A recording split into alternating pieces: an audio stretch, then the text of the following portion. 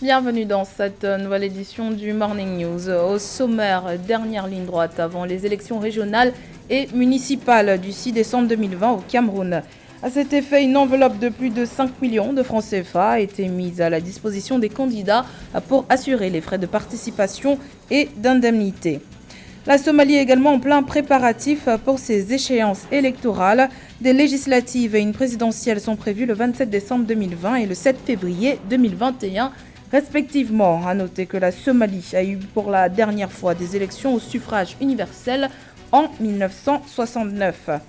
Et puis du sport avec les éliminatoires de l'Afrobasket 2021 qui se déroulent actuellement à Kigali, la capitale rwandaise.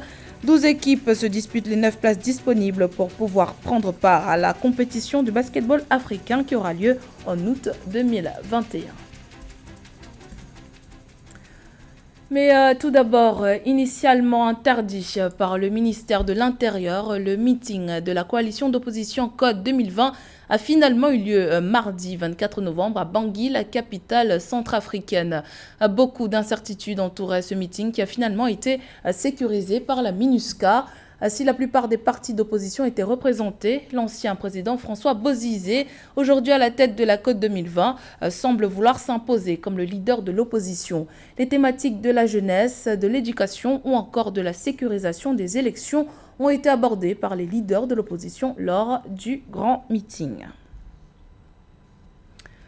Plus qu'une dizaine de jours avant les élections régionales et municipales au Cameroun, la campagne électorale qui a démarré le 21 novembre va bon train.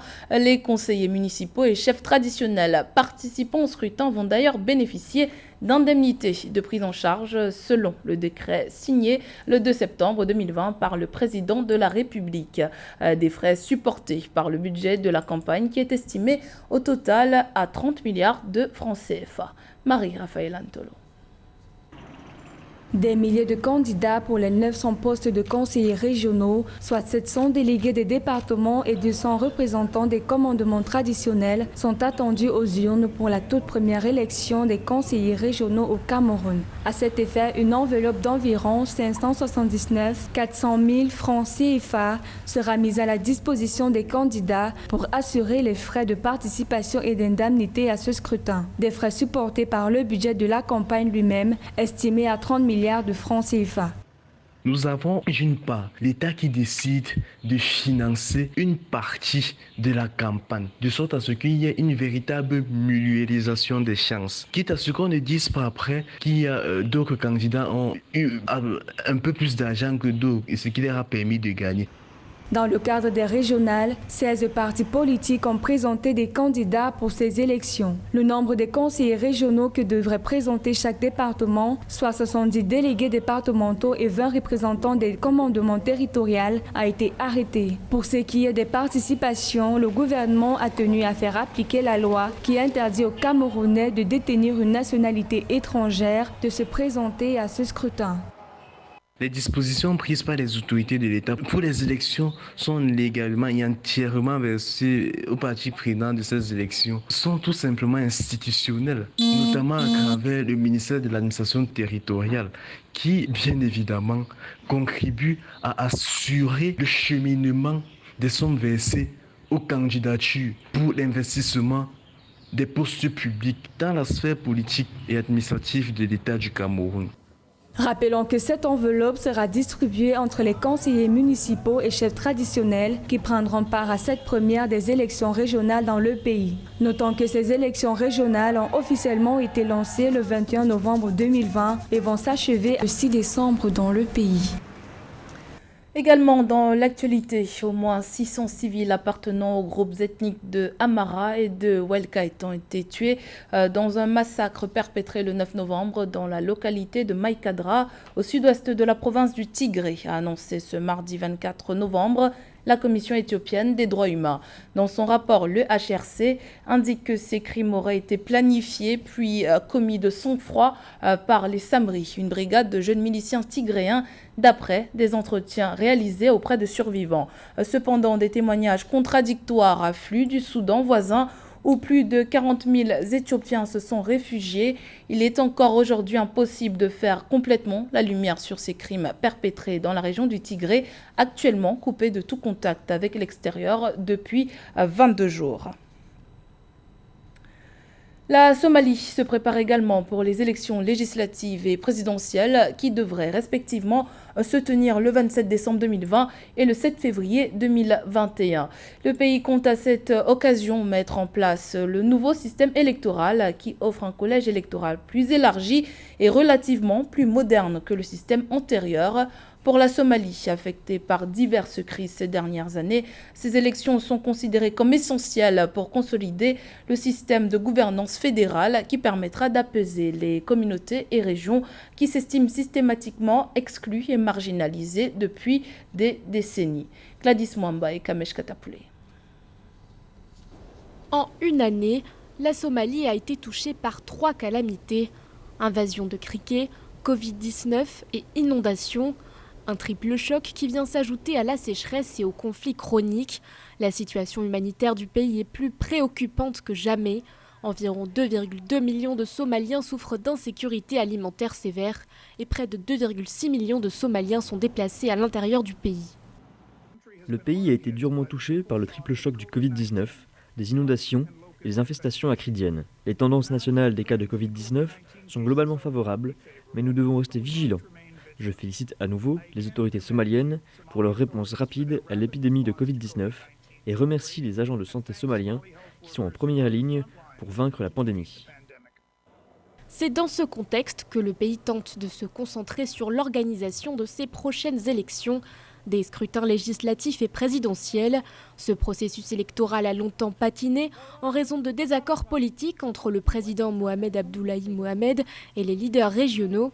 Mais la nomination de Mohamed Hussein Roble au poste de Premier ministre a permis aux différentes parties de trouver un accord devant déboucher sur un calendrier. Le gouvernement fédéral somalien a formé une équipe technique composée de membres du ministère de l'Intérieur, de la Commission électorale nationale indépendante et actuellement du cabinet du Premier ministre pour rédiger une feuille de route pour l'élection au suffrage universel par une personne, une voix, qui aura lieu en 2025. Permettez-moi de profiter de l'occasion pour vous informer que le comité technique a déjà rédigé la feuille de route et qu'elle sera présentée au cabinet pour approbation. La tenue des premières élections entièrement démocratiques sont dans les cartons de ce pays de la Corne de l'Afrique depuis 1969. L'introduction du système électoral universel annoncé serait une réalisation historique pour la Somalie après des décennies de guerre et d'instabilité alimentées par de multiples plaies. Le Sénégal poursuit le processus de diversification de son mix énergétique. Diversification qui porte visiblement des fruits. En effet, le taux d'électrification rurale est passé de 43 à 54% entre 2018 et 2019. Une avancée qui rapproche le pays de son ambition d'atteindre l'accès universel à l'énergie d'ici 2025. Marie-Raphaël Antolo.